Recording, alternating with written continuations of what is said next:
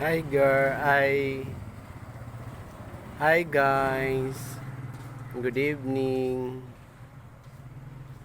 Hello guys.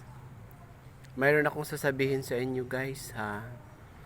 Ano guys, dito ba sa nagtataka ako guys. Ah, dito sa Tiis Cross, Almansa dos Las Piñas City. Ano guys, before ka maka-member sa guys, sa senior citizen guys, ibig sabihin dito sa barangay namin ay mayroon silang uh, mayroon silang 100 pesos membership yearly guys. Kailangan pag gusto mo magpa-member guys, kailangan magbigay ka ng 100 pesos. Pagka hindi ka magbigay ng 100 pesos, hindi ka maging member nila guys. Ganon dito sa Tiis Cross, Almansa dos Las Piñas City guys. Pangit ka mo ang patakaran nila guys. Bakit kailangan pa nilang manghingi ng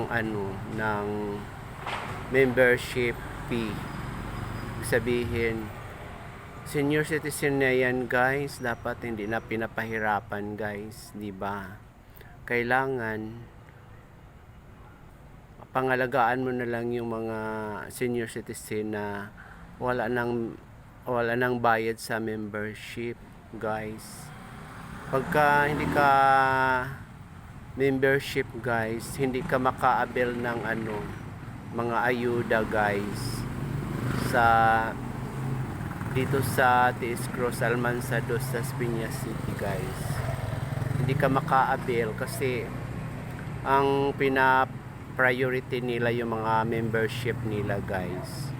Kawawa naman yung iba guys pagka walang pera yung mga senior citizen guys, diba? Sino kaya ang dapat dyan guys, i-correct yung kanilang patakaran guys? Sino ba ang dapat correct sa kanila na hindi tama yung ginagawa nila guys sa membership na 100 pesos? Kawawa naman yung mga guys, senior citizens dito sa Tiis Cross, Almansa dos Las Piñas City. Parang nakita ko sila guys, pag nagme-meeting sila guys, may mga kinokolekta 10 piso, 5 piso, ililista nila sa notebook, may naniningil. Bakit ganun guys? Imbes senior citizen na, bakit may pa ganun pa sila? Dapat i-correct natin yan guys. Oo. May presidente sila guys, may vice president sila, may secretary sila guys sa senior citizen dito sa Tiis Cross.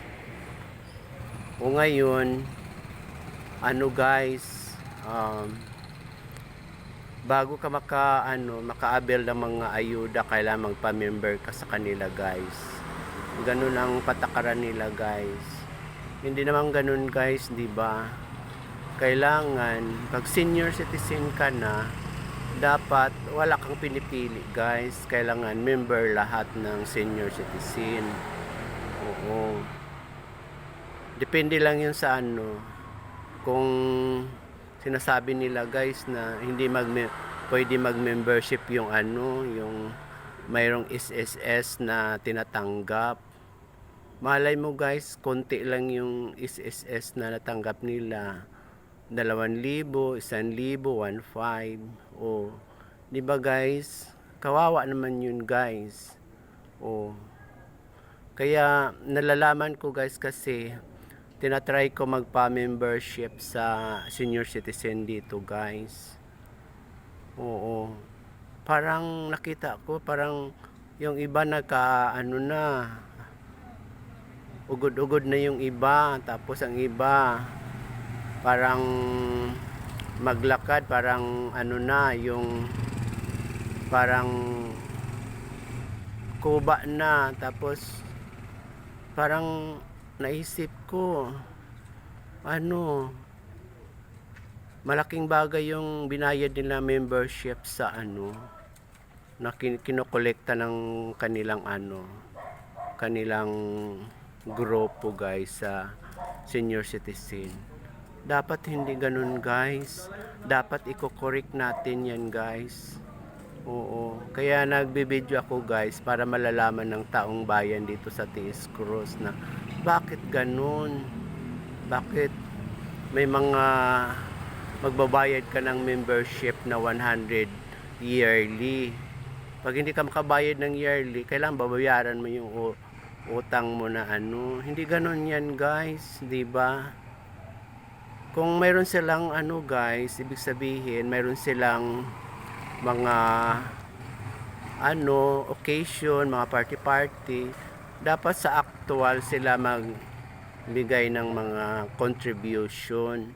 Hindi yung dinadaan nila sa ano, membership, gagamitin daw nila sa membership yung ano, yung pera na nalikom nila guys. Parang nakita ko guys, mali yung kanilang grupo guys. Dapat nagpa-membership ako doon sa dito sa Tiis Cruz.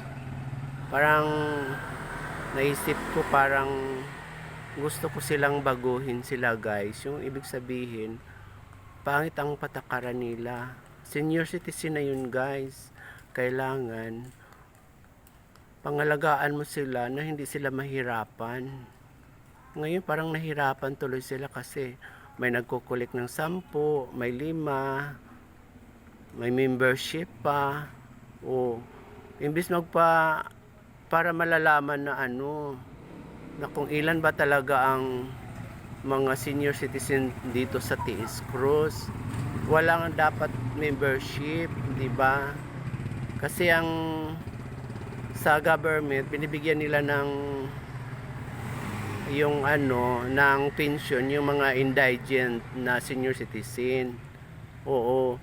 Kahit na ano ka guys, may SSS ka, dapat pwede ka magpa-membership kahit hindi ka makatanggap ng ano, ng pension ng government. Ganun na dapat yan guys para mabilang yung lahat ng senior citizen. Parang mali ka mo guys dito. Ano ba ang ano nila, ang inaano nila sa mga senior citizen na mayroon pang mga membership bayad. Ala guys, mali na yata yun guys. Oo. Sana sino kaya magtama diyan sa ano na yan, patakaran guys. Ano, mga DSWD, tingnan na naman ninyo yung membership dito sa ano, sa Tiis Cruz, Almansa dos, Las Piñas City. May membership sila na 100. Tapos may kinokolekta pa silang 10 pag nagmi-meeting sila. Ano ba dapat ang tama diyan, DSWD? Please, i-correct natin yung ano, yung patakaran ng senior citizen dito sa Almansa dos, Tiis Cruz, Las Piñas City. Concern lang talaga ako doon sa mga ano, DSWD, mga guys, kasi kawawa, nakakita ko yung mga nag-a-attend ng meeting, mga member sa senior citizen. Mayroon ng ugod-ugod, may kuba na, mayroon ng hinang katawan. Bakit may kailangan paan mo ng membership na bayad yearly? Samantalang pwede ka naman mag-contribute sa araw ng ano, ng kung mayroong mga occasion, mayroong silang gaganapin na occasion, mga pag ano, pag may mga meeting sila. Alam ko pag nag-meeting, may kinukolekta silang 10, 5, nag-research ako sa kanila guys, nagtatanong ako, bakit ganun ang mga patakaran na yan? Sana, DSWD High, sana mabago mo yung yung patakaran dito sa T.S. Cross, Almanzado, sa Peña City, sa mga senior citizen. Pangit nga, pakinggan na. Imbes pangalagaan natin ang mga senior citizen kasi nila, hindi na sila makapaghanap buhay, hindi na sila makakita ng pera, tapos may bayad pa na membership.